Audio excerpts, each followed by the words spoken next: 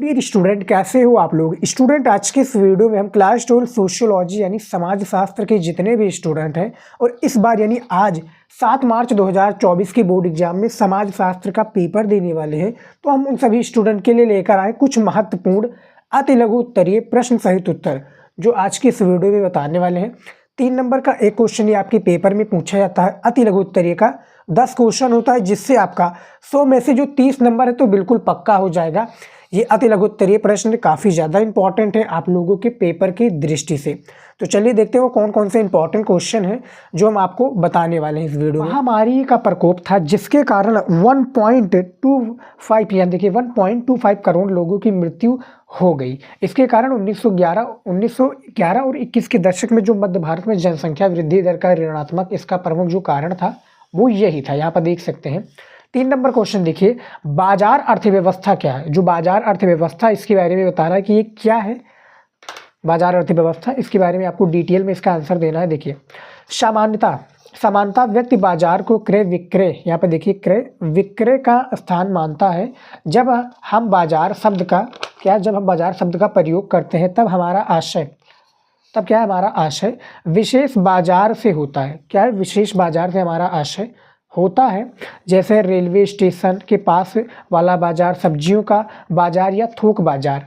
यहाँ पर देखिए, इसके अतिरिक्त जब हम स्थान की बात ना करके लोगों के क्रेता और विक्रेता के, यहाँ पर देखिए एकत्रीकरण की चर्चा करते हैं, तो यहाँ पर देखिए करते हैं जो मिलकर बाजार का निर्माण करते हैं। इसके बारे में बाजार अर्थव्यवस्था का बाजार किसे कहते हैं इसके बारे में यह बताया गया। देख सकते हैं, इसका आंसर आप अपने शब्दों में भी लिख सकते हैं। ये नहीं कि आप क्या है बुक के हिसाब से जो क्वेश्चन का आंसर दिया होगा वही लिखेंगे तभी माना जाएगा। आप अपने हिसाब में कितना अच्छे से प्रेजेंट कर सकते हैं, एग्जामिनर ये दिखता है। 4 नंबर क्वेश्चन देखिए, यहाँ पर क्या पूछा गया है। देखिए, उपनिवेश काल में, यहाँ पर देखिए उपनिवेश काल में पूर्व भारत से मैनचेस्टर क्या भेजा जाता था, इसके बारे में बताना। तो देखिए, उपनिवेशिक काल से पूर्व भारत में कपास, ऑब्जेक्टिव क्वेश्चन में भी ये पूछा जाएगा। देखिए, उपनिवेश काल में पूर्व भारत से कपास मैनचेस्टर भेजा जाता था, जो कि कपास सबसे ज़्यादा है, और भेजा जाता था वहाँ से कपड़े की क्या परिष्कृत कर जैसे उन्हें पुनः भारतीय बाजार में भेजा जाता था। यानी उपनिवेश काल में पूर्व भारत में कपास को मैनचेस्टर में भेजा जाता था, फिर उसका यानी निर्माण होकर कपड़ों की परिष्कृत कर उसे पुनः भारतीय बाजार में भेजा जाता था, यानी बाजार की जगह जगह पर उसको भेजा जाता था। तो ये हो गया। 4 नंबर क्वेश्चन देखिए स्टूडेंट, यहाँ पर पूछा गया है 1850 के जातीय नियोक्ता निवारण अधिनियम में क्या प्रावधान है। जो जातीय नियोक्ता निवारण अधिनियम है इसमें क्या प्रावधान है, इसके बारे में आपको बताना है। आंसर देखिए, 1850 के जातीय नियोक्ता निवारण अधिनियम में ये प्रावधान था कि केवल धर्म या कर्म, यहाँ पर देखिए केवल धर्म या कर्म नहीं किया जाए, धर्म को क्या है कम नहीं किया जाएगा, यहाँ पर कर्म आ गया है, कम नहीं किया जाएगा। ये और है इसमें, ये क्या है, ये अधिनियम सरकारी स्कूलों में दलितों यानी जो दलित जो दलित जातियां हैं उनके जो बच्चे हैं, देखिए दलितों को भर्ती करने की अनुमति, सरकारी स्कूलों में दलितों को भर्ती करने की अनुमति देने के लिए बनाया गया था। जातीय नियोक्ता निवारण अधिनियम 1850 में बहुविकल्पीय में जब पूछा जाए क्वेश्चन ना स्टूडेंट, तो 1850 पर टिक लगाइएगा, ऑप्शन दे दिया जाएगा उसमें, 1850 उसका राइट आंसर हो जाएगा। 6 नंबर क्वेश्चन देखिए, यहाँ पर देखिए सामाजिक विषमता से क्या आशय है। जो सामाजिक विषमता है इससे क्या आशय, इसके बारे में बताना है। मैं आंसर देखिए, प्रत्येक समाज में कुछ लोगों के पास, जो प्रत्येक समाज है इसमें कुछ लोगों के पास धन, संपदा, शिक्षा, स्वास्थ्य एवं शक्ति जैसे मूल्यवान संसाधनों का, शक्ति जैसे क्या है मूल्यवान संसाधनों का दूसरों की अपेक्षा अधिक भाग होता है। दूसरों की अपेक्षा क्या होता है, अधिक भाग होता है, जबकि कुछ लोगों के पास इनका क्या है अभाव होता है, जिसे सामाजिक विषमता कहा जाता है। यानी बहुत सिंपल सा है इसमें, यानी प्रत्येक जो शिक्षा, स्वास्थ्य एवं शक्ति जैसे मूल्यवान संसाधन को दूसरे की अपेक्षा अधिक बड़ा भाग होता है, उसी को क्या लोगों के पास अभाव होता है, जिसे का हम सामाजिक विषमता कहा जाता है। ये सामाजिक विषमता का आंसर है, जैसा कि आप देख सकते हैं 6 नंबर क्वेश्चन में, बहुत ही ज़्यादा इंपॉर्टेंट है। सामाजिक विषमता, समाज किसे कहते हैं, समाज से रिलेटेड आपके जितने भी प्रश्न बनने सारे का आंसर आएगा। हमने सारे का आंसर बना दिया है, यानी सारे का answer question with answer video बना दिया है, जाकर देख लीजिएगा। उसके बाद में देखिए अगला क्वेश्चन 7 नंबर, यहाँ पर देखिए 7 नंबर क्वेश्चन है, सामुदायिक पहचान किस पर आधारित है। जो सामुदायिक पहचान है आधारित किस पर होती है, देखिए सामुदायिक पहचान जन्म द्वारा अपनेपन पर आधारित होती है, ना किसी अर्जित योग्यता या उपलब्धि के आधार पर। इस प्रकार की पहचान पद्धति कही जाती है। सामुदायिक पहचान को क्या कहा जाता है, ये जन्म के द्वारा आधारित होता है, अपनेपन पर आधारित होती है, ना किसी की अर्जित योग्यता पर, ना कि उपलब्धि पर ये होती है, पर इस प्रकार की पहचान पद्धति कही जाती है। सामुदायिक पहचान को क्या कहा जाता है, यहाँ पर देखिए पद्धति कहा जाता है। ये भी हमारा क्वेश्चन कंप्लीट हो गया है। आप क्या कीजिए, आराम से वीडियो को रोक लीजिए स्टूडेंट, सारे क्वेश्चंस को देख लीजिए, क्योंकि पेपर में आ सकते हैं क्वेश्चंस इंपॉर्टेंट हैं, तभी मैं आपको बता रहा हूँ। उसके बाद में देखिए 8 नंबर क्वेश्चन, यहाँ पर देखिए 8 नंबर क्वेश्चन स्टूडेंट, आर्थिक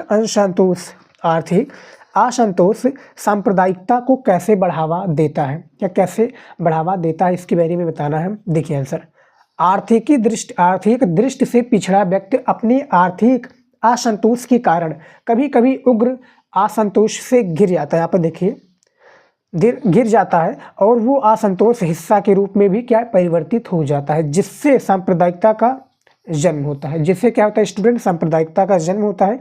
यही है आर्थिक असंतोष सांप्रदायिकता को कैसे बढ़ावा देते हैं। ये इंपॉर्टेंट क्वेश्चन है, हालांकि मैंने क्या एक 35 मोस्ट इंपॉर्टेंट अति लघु उत्तरीय क्वेश्चन का वीडियो बनाया हुआ है, जाकर आप लोग जरूर देखिएगा। और आज आप लोगों का पेपर है, ऑल द बेस्ट, अच्छे से करके आइएगा। और हमने सारी चीज़ों को पढ़ा रखा हूँ स्टूडेंट। आप लोग कहेंगे कि सर जो बताए थे आया नहीं, आपसे रिक्वेस्ट है आप प्लीज़ एक बार क्या इंस्टाग्राम पर अच्छे से पेपर देकर आइएगा, फ़ोटो खींच क्लिक करके आप हमारे पास भेज दीजिए, मैं आपको वीडियो दिखा दूंगा। यानी हमारे लिए तो वो सिर्फ हमारा टॉपिक वाला ही वीडियो आपके कॉफ़ी होगा। टॉपिक वाला जो वीडियो तैयार किए होंगे स्टूडेंट, उनको गारंटी है कि वो अच्छे मार्क्स करके आएंगे, पेपर में अच्छे क्वेश्चन का आंसर देकर आएंगे। तो वो टॉपिक वाला ही वीडियो आपके लिए काफ़ी हमारा, जो कि आपके पेपर को सॉल्व करने में। तो इंपॉर्टेंट क्वेश्चन है, तैयार कर लीजिएगा। 8 नंबर भी क्वेश्चन हमारा हो गया है। उसके बाद में देखिए 9 नंबर क्वेश्चन, देखिए सूचना का अधिकार अधिनियम कब पारित हुआ और इसका क्या तात्पर्य है।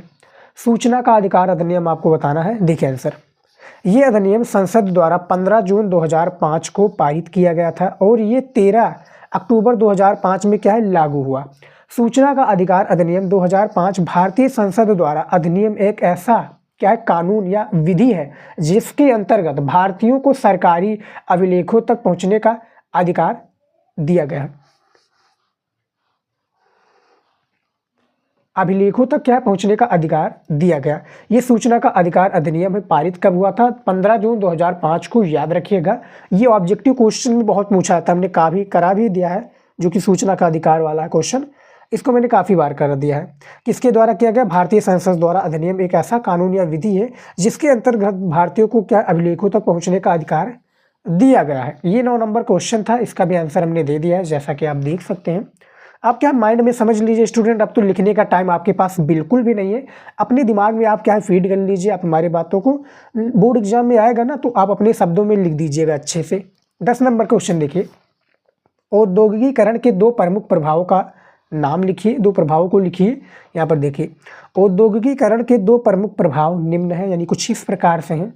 यहाँ पर देखिए सबसे पहला है संयुक्त परिवारों का विघटन, यानी औद्योगिक का सबसे अधिक दुर्व्यवहार। यहाँ पर देखिए दुर्व्यवहार संयुक्त परिवारों के विघटन के रूप में सामने यहाँ पर देखिए आयन है, यहाँ पर आया होगा, क्योंकि औद्योगिकीकरण देखिए काफ़ी बच्चे ने गलती किया है कॉपी लिखने में, क्योंकि मेरे जो हाथ है स्टूडेंट, हाथ में कुछ प्रॉब्लम्स हो गई, इसीलिए मैं अच्छे से लिख नहीं पा रहा।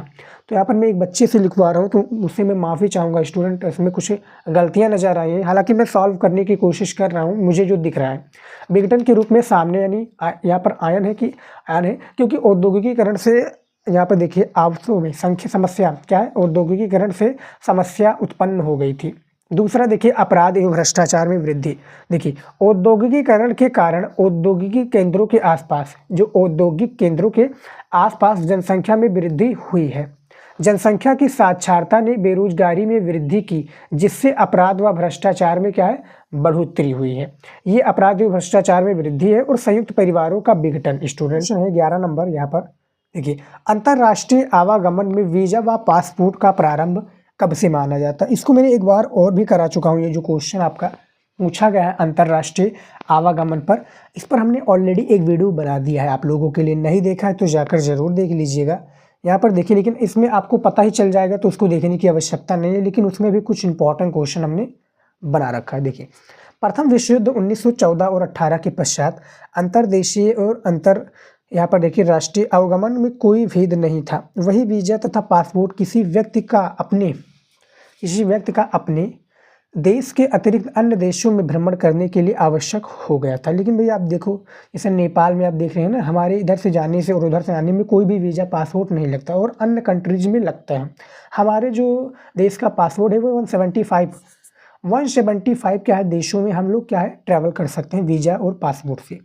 12 नंबर क्वेश्चन देखिए, एस सी दुबे के अनुसार आधुनिकता की परिभाषा बताइए। आधुनिकीकरण से आप क्या समझते हैं? दुबे जी के अनुसार आपको परिभाषा बताना है किसके, आधुनिकता और की परिभाषा। आधुनिकीकरण से आप क्या समझते हैं? देखिए आंसर देखिए, एस.सी. दुबे के अनुसार आधुनिकीकरण एक प्रक्रिया है। ये एक ऐसा आंदोलन है जिसके द्वारा परंपरागत या अर्ध परंपरागत व्यवस्था निश्चित रूप से क्या है वंचित तकनीकों के स्वरूपों तथा उससे जुड़ी सामाजिक संरचना, मूल्य, उन्मेष यहाँ पे देखिए उन्मेष प्रेरक तथा आदर्शों की ओर क्या है आकर्षित होता है। यहाँ पर देखिए 2 बार आ चुका है, उन्मेष एवं प्रेरक, यहाँ पे देखिए प्रेरक तथा आदर्शों की ओर आकर्षित होता है। काफ़ी बच्चे ने गलती किए हैं। उसके बाद में देखिए 13 नंबर क्वेश्चन, फेयर चाइल्ड के अनुसार संस्कृति परिवर्तन को स्पष्ट कीजिए। जो संस्कृति परिवर्तन है फेयर चाइल्ड के अनुसार आपको स्पष्ट करना है। देखिए आंसर, फेयर चाइल्ड के अनुसार यहाँ पे देखिए संस्कृत होना चाहिए, सांस्कृतिक, ये देखिए ये वाला मंत्र हटा दीजिए। देखिए, संस्कृत परिवर्तन एक समाज की संख्या में संशोधित है, अर्थात समाज के उस पर्यावरण में संशोधन है जो मनुष्य द्वारा निर्मित है, चाहे यार देखिए चाहे वो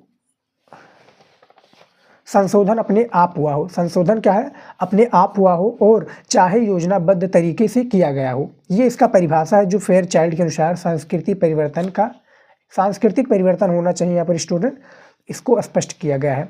14 नंबर क्वेश्चन देखिए भूमंडलीकरण किसके प्रभाव की जांच करता है, इसके बारे में बताना है। भूमंडलीकरण कौन से प्रभाव के बारे में जांच करता है? देखिए, भूमंडलीकरण सामाजिक प्रक्रियाओं जैसे कामगार वर्ग, नए लचीले श्रम विनिमय, यहाँ पे देखिए विनिमय, नए युवाओं, इलेक्ट्रॉनिक मीडिया और देश की शिक्षा प्रणाली पर विदेशी विश्वविद्यालय के प्रवेश के प्रभाव की क्या है जांच कर सकता है। भूमंडलीकरण किसके प्रभाव की जांच कर सकता है? तो यहाँ पे देखिए विदेशी विश्वविद्यालयों के प्रवेश के प्रभाव की क्या है जांच कर सकता है। सिंपल सा इसका आंसर है, बहुत ही छोटा, और इसको क्या है आप लोग समझ लेंगे स्टूडेंट, तो अपने शब्दों में बहुत ही प्यार से आप लिख देंगे। कॉपी वाली वीडियो में जाकर देख लीजिएगा स्टूडेंट, अभी तक नहीं देखा आप लोगों ने तो जाकर उसमें देख लीजिए, हमने पूरी जानकारी दी है कि कैसे आपको कॉपी लिखनी है पेपर में। 15 नंबर क्वेश्चन देखिए, यहाँ पर देखिए औपनिवेशिक भारत पर समाचार पत्रों का क्या प्रभाव पड़ा। जो औपनिवेशिक भारत है ना, इस पे समाचार पत्रों का प्रभाव आपको बताना है क्या पड़ा। देखिए 19वीं सदी के समाज सुधारक अक्सर समाचार पत्रों एवं पत्रिकाओं में उनके सामाजिक मुद्दों पर क्या है लिखते थे। औपनिवेशिक सरकार के उत्पीड़क उपायों का खुलकर विरोध करने वाली राष्ट्रवादी प्रेस ने उपनिवेशिक विरोध जनमत जागृत किया है। ये औपनिवेशिक भारत में समाचार पत्रों का प्रभाव है, जो कि आप देख सकते हैं इसका आंसर किस तरह से हमने बताया हुआ है। अगला क्वेश्चन देखिए 16 नंबर, सरकार ने कब से क्या कैंपस रेडियो स्टेशन खोलने की अनुमति दी है? भारत सरकार ने कैंपस रेडियो स्टेशन खोलने की जो अनुमति दी है, यहाँ पर देखिए वर्ष 2002 में सरकार ने शिक्षण संस्थाओं की कैंपस रेडियो स्टेशन खोलने की अनुमति दी। इसके पश्चात नवंबर 2006 में सरकार ने स्वयंसेवी संस्थाओं को रेडियो स्टेशन खोलने की अनुमति दी। तो जो क्वेश्चन पूछा गया था कि सरकार ने कब कैंपस रेडियो स्टेशन खोलने की अनुमति दी, तो 2002 में। यहाँ पर देख सकते हैं 2006 में, यहाँ पर देखिए नवंबर 2006 में सरकार ने स्वयंसेवी संस्थाओं को रेडियो स्टेशन खोलने की अनुमति 2006 में दी थी स्टूडेंट। तो यहाँ पर देख सकते हैं जो 16 नंबर क्वेश्चन था इसका भी आंसर दे चुका हूँ, और इस वीडियो में सिर्फ हमने 16 इंपॉर्टेंट क्वेश्चन बताए हैं जो आपके लिए इंपॉर्टेंट है, कुछ हद तक इंपॉर्टेंट है क्योंकि इसमें कुछ क्वेश्चन देखने को मिल जाता है पेपर में, तो तैयार कर लीजिए, इंपॉर्टेंट है। इस वीडियो में स्टूडेंट और आखिरी वीडियो स्टूडेंट इस चैनल पर जो कि इस साल का है, आखिरी वीडियो, ऑल द बेस्ट, अच्छे से करके आइएगा पेपर।